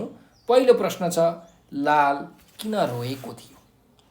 त तपाईँहरूले यसको उत्तर लेख्न सक्नुहुन्छ कि लाल आफ्नो घरमा लक्ष्मी पूजा गर्न नपाइने भइयो भनी रोएको थियो।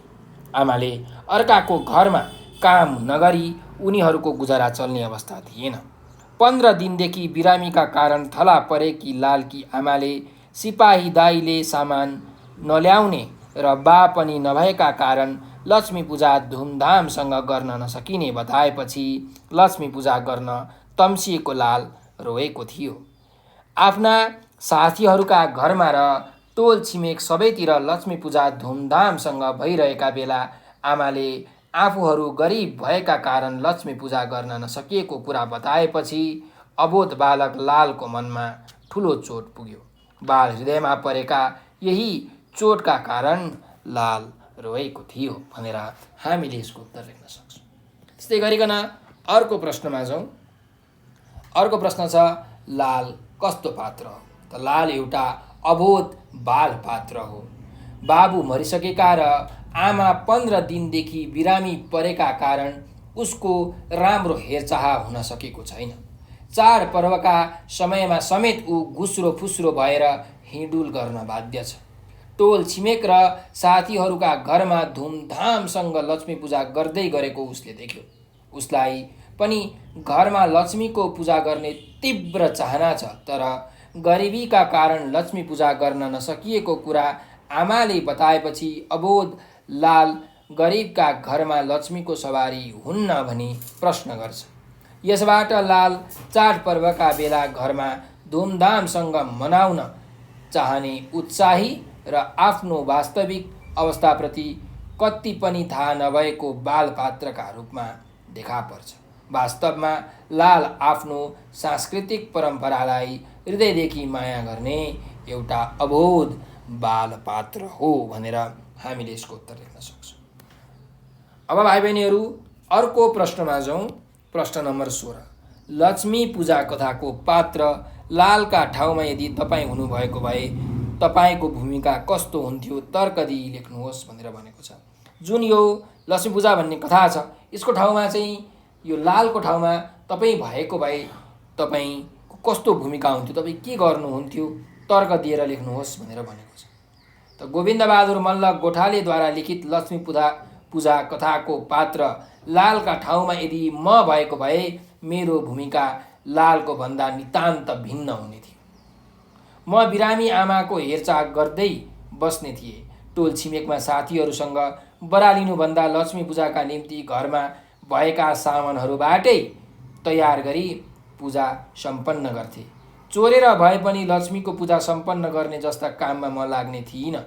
यस्तो अपराधपूर्ण कार्यले आफ्नो र परिवारको समेत बदनाम हुने हुँदा आमाको सल्लाह अनुसार लक्ष्मीको पूजा सम्पन्न गर्ने थिए। वास्तवमा मेरो भूमिका सामाजिक दृष्टिले मर्यादित र सभ्य प्रकृतिको हुने थियो। मलाई लालले चोरी गरेर सामान ल्याई लक्ष्मीको पूजा गरेको कुरा पटक्कै मन परेन। म त्यस्तो असामाजिक काम गर्न उत्साहित जो कोहीलाई निरुत्साहित गर्ने विशिष्ट किसिमको भूमिका खेल्ने थिए भनेर हामीले यसको उत्तर दिन सक्छौँ। अब भाइ बहिनीहरू अर्को प्रश्नमा जाउँ। प्रश्न नम्बर 17मा कुनै एक प्रश्नको लामो उत्तर दिनुहोस् भनेर भनेको छ। अब हामीलाई यहाँ दुईटा प्रश्नहरू छन् हैन, क नम्बर र ख नम्बरमा। त हेरौँ, पहिलो क नम्बरमा के छ भन्दाखेरि प्रत्यागमन कथाको तलको अंश पढी सोधिएका प्रश्नको उत्तर दिनुहोस् भनेर हामीलाई यहाँ भनेको छ है। अब यहाँ चाहिँ यो प्रश्न 8 नम्बरमा सोधिएको छ, 8 मार्क्सको प्रश्न छ। त्यही भएर तपाईँले एकदमै लामो उत्तर तपाईँले यसको लेख्नुपर्ने हुन्छ। त पढौँ पहिला यो अंश। खोपामा टुकीको धमिलो बत्ती बलिरहेको, निर्मल, हरि र वसुधाहरू मैला लुगा लगाएर खाट मुनिको सुकुलमा बसेर तरकारीसँग चिउरा फाक्न लागेका। निर्मल अत्यन्त दुब्ला चुस्स दारी पालेका, हरि र वसुधा पनि ओइलाएका फूल जस्ता कान्तिहीन, घर एकदम श्रीहीन। यी सबै दृश्य देखेर रामुका गहभरि आँसु भयो। मनमा भने शिव शिव, मैले आफ्ना परिवारको कति ठुलो अनिष्ट गरे। परमेश्वर, म कृतज्ञ हुँ, मेरो पौरखलाई धिक्कार छ भनेर एउटा यहाँ अंश दिएको छ प्रत्यागमन कथाको। अब हामीलाई यहाँ प्रश्न छ, रामुले आफूलाई कृतज्ञ ठान्नुका कारणहरू चर्चा गर्नुहोस् भनेर भनेको छ।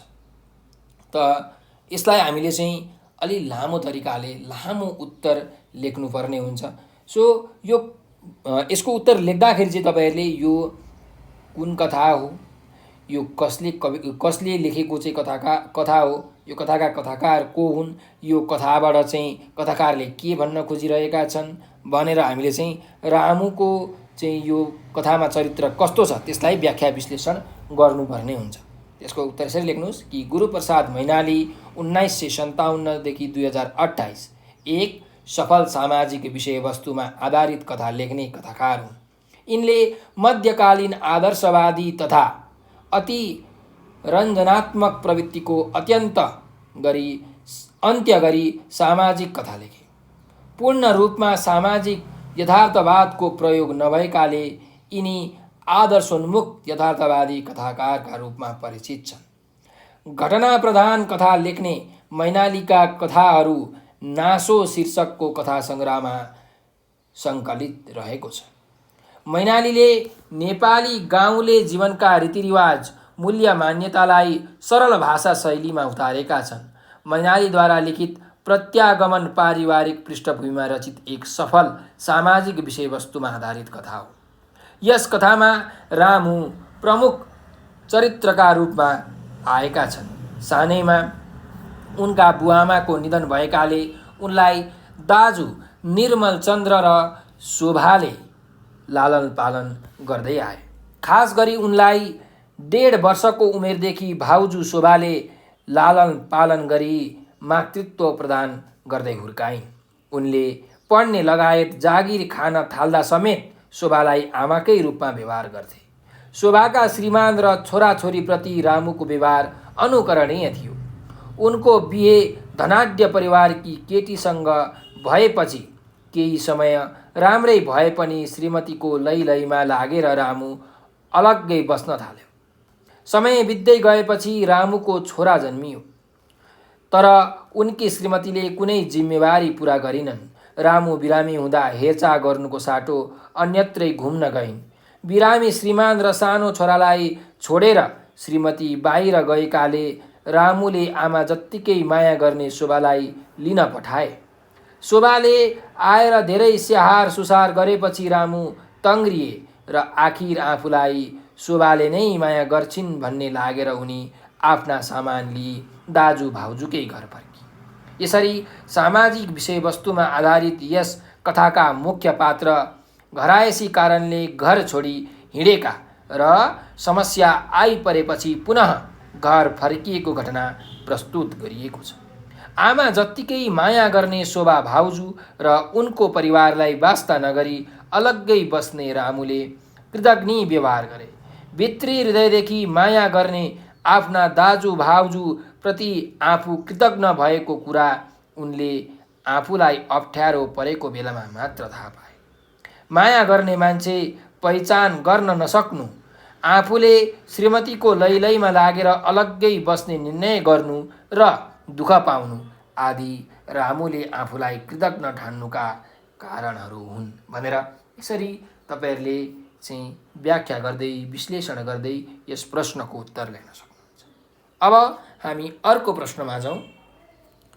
म सडक बोल्दैछु कविताका तलका पङ्क्तिहरू पढी सोधिएका प्रश्नको उत्तर दिनुहोस् भनेर हामीलाई यो चाहिँ प्रश्नमा सोधिएको छ। यो जुन कविता छ म सडक बोल्दैछु भन्ने कविता, यो एउटा गद्य कविता हो। यसलाई चाहिँ हामीले लयबद्ध तरिकाले वाचन गर्न सक्दैनौँ, तर पनि यसलाई गति यति र लय मिलाएर हामीले वाचन गर्नुपर्ने हुन्छ। यो म सडक बोल्दैछु भन्ने चाहिँ कविताका कवित्री हुनुहुन्छ पारिजात। उहाँले यो कविता रच्नु भएको छ र यो कविताका मार्फतबाट सडकको जुन दुःख छ अत्यन्त भावपूर्ण ढङ्गले सडकको मर्मलाई यस कवितामा उहाँले लेख्नु भएको छ। त सुरु गरौँ हाम्रो यो पहिला कविताको अंश। मलाई झुर सडक, खत्तम र रद्दी सडक भन्नेहरू आफूलाई कुखुराको गुलाफी फूल सम्झेर सुरक्षित घुमफिर गर्नेहरू, जसलाई सोध्नु पर्ने हो उहीसँग सोध सडक किन यस्तो भयो। मलाई मात्र सरापेर भएन, म लाञ्छित, थकित र शब्दहीन सडक बोल्दैछु भनेर यसरी यो कविताको अंश यहाँ दिएको छ। र हामीलाई एउटा प्रश्न यहाँ सोधिएको छ, सडकले आफूलाई किन लाञ्छित, थकित र शब्दहीन ठानेको छ स्पष्ट पार भनेर हामीलाई यो प्रश्नले सोधिरहेको छ। त तपाईले यसको उत्तर लेख्न सक्नुहुन्छ। सुरुमा चाहिँ यो कसले लेखेको हो त? यो म सडक बोल्दैछु भन्ने जुन कविता छ यो कसले लेखेको हो भनेर तपाईहरुले सुरुमा व्याख्या विश्लेषण अलिकति छोटो परिचय तपाईहरुले दिनुपर्ने हुन्छ है। त लेख्नुस्, सुप्रसिद्ध उपन्यासकार, कथाकार तथा कवयित्री पारिजातद्वारा लिखित म सडक बोल्दैछु एक चर्चित गद्य कविता हो। यस कवितामा कविले नेपालको सडकको अवस्था र नेपालीहरूको मानसिकतालाई सटिक रूपमा चित्रण गरेको पाइन्छ।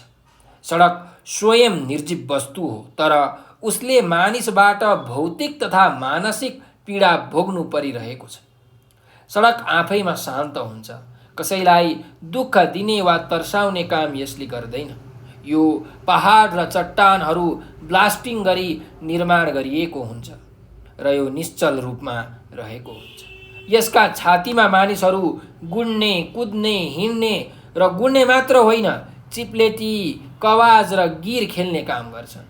मानिसहरू र सवारी साधनहरू ताती लागेर सडकमाथि जथाभावी हिँड्ने गुड्ने गर्छन्। त्यस्तो बेला सडकलाई जति सुकै सकस परे पनि ऊ कुनै प्रतिक्रिया जनाउँदैन। यात्रुवाहक बस र मालवाहक ट्रकहरू जथाभावी सडकमाथि कुदाउनाले दुर्घटना हुन्छन्। ट्र्याक्टरले बसलाई बाटो नछोड्दा उत्पन्न हुने समस्या पनि सडकले भोग्नुपर्छ। जोगीमारा, नागढुङ्गा, कुर्लिनघाट जस्ता अनेक प्रकृतिका बाटाहरूका साथै यस अन्तर्गत पर्ने ओडारे भिर, लाङ्ग्रे भिर र बाँदरे भिर आदि पर्दछ। यस्ता कैयौँ अक्करे भिरबाट सवारी साधनहरू खस्छन् र अकालमा मानिसले त्रासद मृत्यु बेहोर्नुपर्छ। यस्ता कैयौँ पक्षहरूसँग सडकको कुनै सरोकार हुँदैन, तर सडकलाई जीवनमा अनेक समस्याहरू आइलाग्छ। कहिले सडक पानीले डुब्छ भने कहिले त्यसलाई पहिरोले पुरिदिने काम गर्छ। जति नै कष्ट बेहोर्नु परे पनि सडकले मानिसको सेवा गरिरहेको हुन्छ। सडकलाई जोखिमपूर्ण बनाउने अनि दुर्घटना निम्त्याउने मानिस त्यही सडकलाई झुर, खत्तम र रद्दी भन्दै गाली गर्छ। आफूलाई कुखुराको गुलाबी फूल सम्झेर सुरक्षित घुमफिर गर्न खोज्ने मानिसलाई सडकले जसलाई सोध्नु पर्ने हो त्यसैलाई सोध्न भनी आग्रह गरेको छ। यसरी निर्दोष सडकलाई मानिसले जथाभावी प्रयोग गर्छन् र उल्टै उसलाई यस्तो र उस्तो भन्दै दोष लगाउने काम गर्छन्। वास्तवमा सडक आफै थकित देखिन्छ र ऊ कसैसँग कुनै प्रतिक्रिया पनि जनाउँदैन।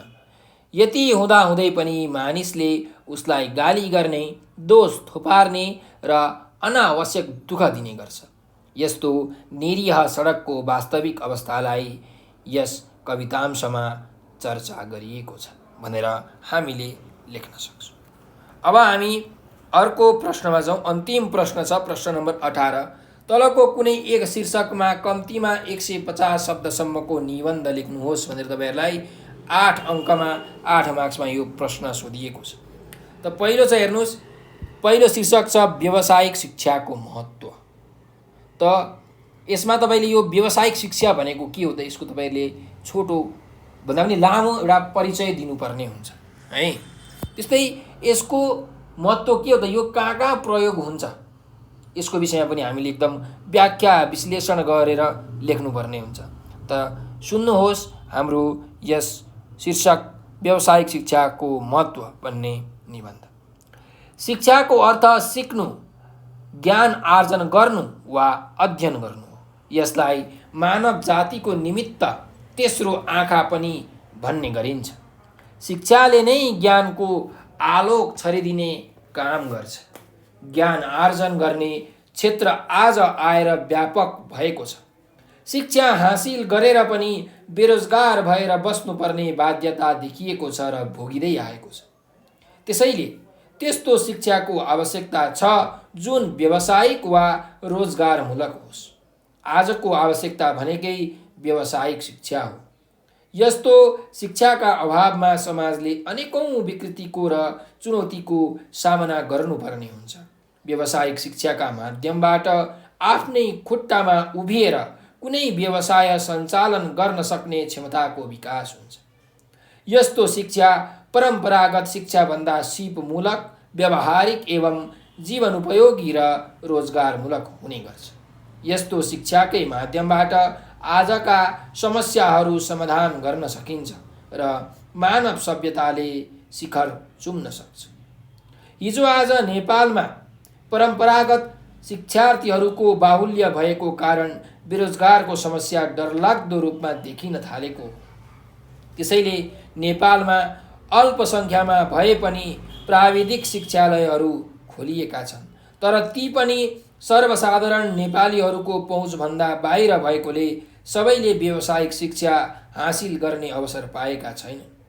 नेपाल जस्तो विकासोन्मुख मुलुकका लागि दक्ष प्राविधिज्ञहरूको आवश्यकता छ। दक्ष स्वास्थ्यकर्मी, इन्जिनियर, कृषि विशेषज्ञ, वन विशेषज्ञ र भूगर्भसँग सम्बन्धित विशेषज्ञ भएका खण्डमा मात्र परनिर्भरताबाट मुक्त हुन सकिन्छ। व्यावसायिक शिक्षाका यी मुख्य क्षेत्रहरू वर्तमान अवस्थामा महत्त्वपूर्ण मानिन्छन्। गृह निर्माणदेखि लिएर नहर, कुलो, विद्युत उत्पादन, कृषि उत्पादन जस्ता कुरामा नेपाल सधैँ पछि परिरहनुपर्ने मुख्य कारण भनेको व्यावसायिक शिक्षालाई सर्वसुलभ बनाउन नसक्नु नै हो। आज व्यावसायिक शिक्षाका अभावमा हजारौं युवा शक्ति रोजगारको अवसरको खोजीमा विदेशी भूमिमा भौतारिन बाध्य भएका छन्। विदेशमा गएर पनि उनीहरूले शारीरिक श्रम गर्ने भन्दा अरू काम पाउन सक्दैन। वास्तवमा व्यावसायिक शिक्षाको व्यवस्था भएका खण्डमा कसैले पनि बेरोजगार भएर बस्नु पर्दैन र देशले विदेशीहरूको मुख ताक्ने र तथा युवा शक्ति विदेशतिर पलायन हुने जस्ता कुराको अन्त्य हुन्छ। बेरोजगारकै कारण देशले हत्या, हिंसा एवं अशान्ति भोग्नु परिरहेको छ। देशमा शान्ति सुव्यवस्था स्थापना गर्न एवं सृजनाको द्वार खोल्न पनि व्यावसायिक शिक्षाको व्यवस्था गर्नुपर्ने देखिन्छ भनेर यसरी हामीले एउटा निबन्ध लेख्न सक्छौँ। त्यस्तै गरिकन यहाँ अर्को शीर्षक पनि छ, अपाङ्गहरूप्रति मेरो भूमिका। त अपाङ्गहरूप्रति हाम्रो भूमिका कस्तो हुनुपर्छ त? अपाङ्ग भनेका के हुन्? यो विषयलाई चाहिँ केन्द्रमा राखेर तपाईँहरूले एउटा निबन्ध लेख्नुहोस्। त्यसको उत्तर यस प्रकार छ कि मानिसको कुनै पनि अङ्ग चाहिँ भङ्ग भएको वा विकृत भएको अवस्थालाई अपाङ्गता भएको मानिन्छ। यसलाई अर्को शब्दमा विकलाङ्गता पनि भनिन्छ। अपाङ्गता हुनु आफ्नो दोष होइन, यो त एक किसिमको संयोग हो। कुनै पनि अपाङ्गता भएका प्रति मेरो कर्तव्य निश्चित रूपमा विशिष्ट किसिमको हुनुपर्छ भन्ने मलाई लाग्छ। शिक्षित व्यक्तिको नाताले आफ्नो तर्फबाट गर्ने कर्तव्यलाई पुरा गर्न मैले बहुमुखी प्रगतिका कार्यहरू सम्पादन गर्नै पर्छ। यस किसिमको दायित्व पुरा गर्न सकेका खण्डमा मात्रै मेरो जीवनको सार्थकता रहन्छ भन्ने मेरो ठम्याइ छ। म एउटा देशको सचेत नागरिक हुँ। सचेत नागरिक भएका नाताले मेरा काँधमा थुप्रै जिम्मेवारीहरू छन्।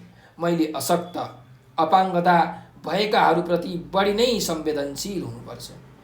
कसैका हात छैनन् भने त्यस्ता अपाङ्गता भएकाले के काम गर्न सक्छन् त्यस्तो खोजी गर्नु र काममा मद्दत गर्नु मैले आफ्नो कर्तव्य ठानेको छु।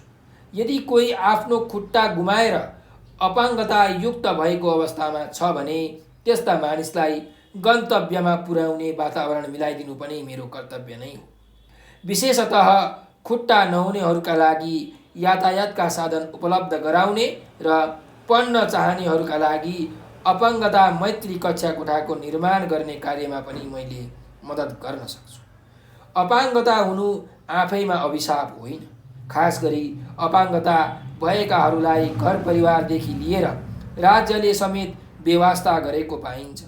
राज्यलाई अपाङ्गता मैत्री कानुनको तर्जुमा गर्न र तिनलाई कडाइका साथ लागू गर्ने वातावरण मिलाउनु मेरो कर्तव्यभित्र पर्दछ भने घर परिवार र समाजमा रहेका गलत धारणाहरूको अन्त्य गर्न जनचेतनामूलक कार्यक्रमहरू गर्नु पनि मेरो कर्तव्य र दायित्वभित्र पर्दछ। परिवारमा अपाङ्गता भएकालाई हेय दृष्टिले हेरिन्छ र सोही अनुसार व्यवहार गरिन्छ। समाजले पनि अपाङ्गता भएकाहरूलाई न्याय गरेको छैन। उनीहरू समाजमा अझै पनि अपहेलित र तिरस्कृत बनेका छन्। त्यसैले अपाङ्गता भएका पनि केही होइनन् भन्ने गलत धारणाको अन्त्य गर्दै अपाङ्गता भएकाले पनि ठुल्ठुला कार्य गरी देशको नाम राख्न सक्छन् भन्ने चेतना जगाउनु मेरो प्रमुख दायित्व हो। मैले अपाङ्गता भएकाहरूलाई सम्मानित जीवन बिताउने किसिमको वातावरण बनाइदिएर आफ्नो दायित्व पुरा गर्नु छ। यसका लागि म आफूलाई अहोरात्र समर्पित गर्न चाहन्छु। अपाङ्गता भएकाहरू पनि देशका गहना हुन् र यिनीहरूको सम्मान गर्न सकियो भने मात्र मानवताको सम्मान हुन्छ भन्ने भावना सबैमा जगाउन सकेमा नै मेरो अपाङ्गता भएकाहरूप्रतिको दायित्व पुरा हुनेछ भनेर यसरी तपाईँहरूले एउटा निबन्ध लेख्न सक्नुहुन्छ। त्यस्तै गरिकन यहाँ अर्को शीर्षक छ, अन्तिम प्रश्न हाम्रो यो सेटको 2075 को सेटको, त यातायात र विकास भन्ने शीर्षकमा हामीले एउटा निबन्ध लेख्नुपर्नेछ। विकासको पूर्वाधारका रूपमा यातायातलाई पनि लिइन्छ। सजिलोसँग आवत जावत गर्न अथवा माल सामान ओसार पसार गर्न यातायात सुविधा आवश्यक हुन्छ। कसैले पनि पहुँच बाहिरको वस्तुबाट लाभ लिन नसक्ने हुँदा यातायात बिनाको विकासको परिकल्पना गर्न सकिँदैन। यातायात भनेको आवत जावत गर्ने आधार भएकाले सामान्यतया मानव जातिले स्थल मार्ग, हवाई मार्ग र जल मार्गबाट यातायातको प्रबन्ध मिलाउने गरेको हुन्छ। स्थल मार्गका लागि हल्का मझौला र ठुला सवारी साधनहरू अथवा रेलहरूको उपयोग गरिन्छ। हवाई मार्गका सन्दर्भमा हवाई जहाजका अनेक स्वरूपहरूको प्रयोग बढ्दो क्रममा रहेको छ। साना हेलिकप्टरदेखि ठुल्ठुला जेट विमानहरू हवाई मार्गमा प्रचलनमा रहेका छन्। त्यसै गरी जलमार्गका सन्दर्भमा पानी जहाजका पनि अनेक स्वरूपहरूको प्रयोग हुने गरेको छ। जे होस्, यातायातका अनेक साधन वा माध्यमहरूको उपयोग बढ्दो क्रममा छ। जहाँसम्म नेपालको सन्दर्भ छ, यहाँ विशेष गरी स्थल मार्ग र आंशिक हवाई मार्गका आधारमा यातायातको प्रबन्ध मिलाइएको पाइन्छ। केही नदीनाला र पोखरीहरूमा ससाना डुङ्गा तथा फेरीहरूको पनि प्रयोग गर्ने परिपाटी रहेको छ। वास्तवमा यी सबै खाले यातायातका साधनहरूको मुख्य प्रयोजन भनेको मानव विकासमा सहयोग पुर्याउनु हो। मानवले आफूले चाहेको वस्तुलाई सहज रूपमा उपलब्ध गराउन सक्ने अवस्था नै विकास भएकाले पनि यातायातका साधनहरू विकासका आधार बनेर देखा पर्दछ। यातायातको सुगमता र दुर्गमताका आधारमा विकासको मूल्याङ्कन गरिन्छ। यदि यातायातका दृष्टिले सुगम क्षेत्र र सुविधा सम्पन्न अवस्था देखा पर्छ भने त्यसलाई विकासको कोटीमा राख्ने गरिन्छ। जहाँ यातायातको सर्वसुलभता र सम्पन्नता हुन्छ त्यहाँ त्यससँग जोडिएर अनेक वस्तुहरू आफै विकसित हुन पुग्दछन्। यातायातको सुलभता भएका स्थानहरूमा मानव जातिको बसोबास बढ्छ। साथसाथै आवश्यक पर्ने शिक्षा, स्वास्थ्य, उद्योग, कल कारखाना, व्यापार र मनोरञ्जनका कुराहरू थपिँदै जान्छन्।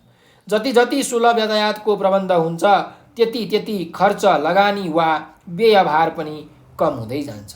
फलस्वरूप कम लगानीबाट विशिष्ट प्रतिफल दिन सक्ने वातावरणका लागि यातायात झनै फलदायी हुने गरेको छ। यसरी नेपालमा विकासको अवस्थालाई दर्शाउने एउटा माध्यम यातायात नै बनेको छ। तराई प्रदेशहरूमा उद्योग, कल कारखाना फस्टाउनुमा यातायातको योगदान पनि विशिष्ट मानिन्छ। त्यसै गरी सहरी विकासमा पनि यातायातको सुविधाले टेवा पुर्याएको देखिन्छ। दुर्गम विकट स्थलहरूमा हवाई मार्गको उपयोग गर्नुपर्ने तथा लागत बढी हुने गरेका कारण त्यहाँ विकासको गति केही मन्द भएको पक्कै छ। अतः विकासका लागि यातायात नै पहिलो र अनिवार्य आवश्यक उपकरण मान्न सकिन्छ। यसकै सुलभताका आधारमा विकासको अवस्थाबारे मूल्याङ्कन गरिन्छ भनेर यसरी तपाईहरूले एउटा निबन्ध तयार पार्न सक्नुहुन्छ। त भाइ बहिनीहरू हामीले आज प्रश्न नम्बर चाहिँ 11 देखि प्रश्न नम्बर यो 18 सम्मका सबै प्रश्नहरू हेरिसकेका छौँ। त तपाईहरूले कति कुरा बुझ्नुभयो, कति कुरा बुझ्नु भएन, यदि केही कुरा नबुझेको छ भने हाम्रो एउटा नम्बर सदैव याद राख्नुहोस् 9849595895। तपाईहरूले केही कुरा बुझ्नु भएन, जान्नु भएन, केही तपाईहरूलाई समस्या परेको छ, मनमा केही जिज्ञासा उत्पन्न भएको छ, तपाईहरूलाई नोट्सहरू पिडिएफहरू चाहिएको छ भने यो नम्बरको भाइबर, टेलिग्राम र व्हाट्सएपमा हामीलाई म्यासेज गरेर आफ्नो समस्या भन्न सक्नुहुन्छ। साथसाथै हजुरहरूले हामीलाई टिकटक, फेसबुक, ट्विटर र इन्स्टाग्राममा पनि फलो गर्न सक्नुहुन्छ। टिकटक, फेसबुक, ट्विटर र इन्स्टाग्राममा नेपाल अनलाइन स्कुल लेखेर सर्च गर्नुहोस् र हामीलाई फलो गर्नुहोस्, किनभने त्यहाँ हामीले नेपालीको मात्र होइन, science, English, compulsory math, optional math, सामाजिक, स्वास्थ्य, इपिएस जस्ता सम्पूर्ण एसईका सब्जेक्ट्सहरूको ओल्ड क्वेसन सोल्युसनको भिडियो बनाएर हालेका छौँ। मोडल क्वेसन सेटहरूका सोल्युसनको भिडियो बनाएर हालेका छौँ। हरेक च्याप्टर वाइज क्वेसनका सोल्युसनको भिडियो बनाएर हालेका छौँ। हजुरहरूको कन्सेप्टलाई एकदम क्लियर गर्नको निमित्त कन्सेप्ट बेस्ड क्वेसनका सोल्युसनको भिडियो बनाएर हालेका छौँ। त ती सबै भिडियो तपाईँहरूले यदि हेर्नुभयो भने तपाईँहरूले एसईको एक्जाममा A+ त ग्यारेन्टी ल्याउनुहुन्छ।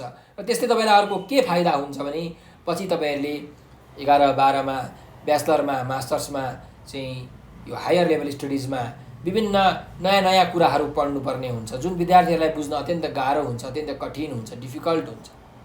त जुन हाम्रो यो भिडियो छ, यो भिडियोले तपाईँहरूलाई एउटा राम्रो बेस बनाउने अवसर दिन्छ, राम्रो नलेज दिन्छ, राम्रो ज्ञान दिन्छ। पछि तपाईँहरूले नयाँ कुराहरू पढ्दा तपाईँहरूलाई बुझ्न सजिलो हुन्छ, सजिलोसँग तपाईँहरूले बुझ्न सक्नुहुन्छ। त हाम्रो भिडियोलाई सुरुदेखि अन्तिमसम्म एकदम ध्यान दिएर हेर्नुहोला भनेर अनुरोध गर्दै म बिदा लिन चाहन्छु।